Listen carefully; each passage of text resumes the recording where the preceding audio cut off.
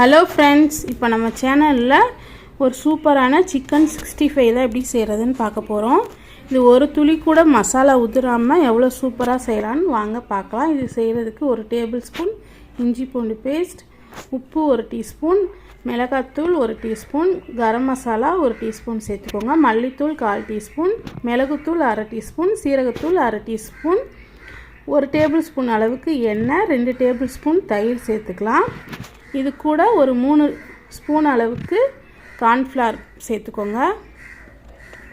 சேர்த்துட்டு இது நல்லா கலந்து வைக்கலாம். தயிர் புளிப்பு இல்லாத தயிர் சேர்த்திங்கன்னா லெமன் ஒரு அரை லெமன் சேர்த்துக்கோங்க. நான் தயிர் கொஞ்சம் புளிப்பாக இருந்ததுனால லெமன் சேர்க்கலை. இதில் ஒரு அரை டீஸ்பூன் அளவுக்கு காஷ்மீரி மிளகாத்தூள் சேர்த்துருக்கேன். கொஞ்சம் நல்லா கலர் கொடுக்கும், அதுக்காக சேர்த்துட்டு நல்லா மிக்ஸ் பண்ணிக்கலாம்.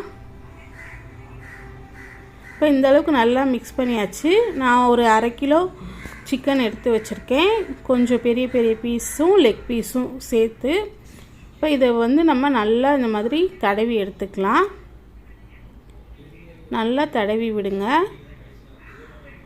மசாலா நல்லா உள்ளெல்லாம் நல்லா டிப் ஆகணும், அந்த மாதிரி நல்லா தடவிக்கலாம். இந்த 65 ரொம்ப டேஸ்ட்டாக இருக்கும்.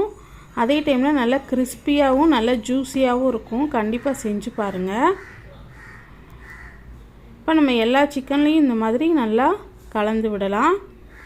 இப்போ மசாலா தடவி ஒரு அரை மணி நேரத்துலேருந்து 1 மணி நேரம் நல்லா ஊறணும். அப்போ தான் நமக்கு உப்பு காரம்லாம் நல்லா சிக்கனில் பிடிச்சி சிக்கன் நல்லா சாஃப்டாக இருக்கும் தயிரில் ஊறுறதுனால.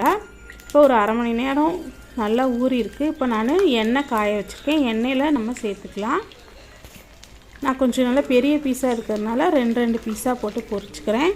நம்ம சிக்கன் பொரிச்ச எண்ணெயை திருப்பி யூஸ் பண்ண முடியாது, அதனால் எண்ணெய் நம்ம கம்மியான அளவுலேயே ஊற்றி பொரிச்சுக்கலாம்.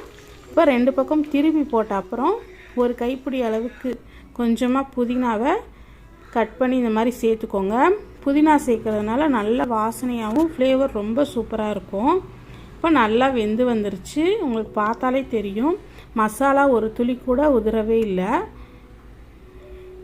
இப்போ அடுத்தது இதே மாதிரி எடுத்துக்கலாம்.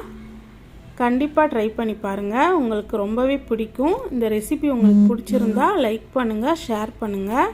மறக்காமல் நம்ம சேனலை சப்ஸ்கிரைப் பண்ணிக்கோங்க. நம்ம அடுத்த ஈடும் இதே மாதிரி போட்டு பொரிச்சிக்க வேண்டியது தான்.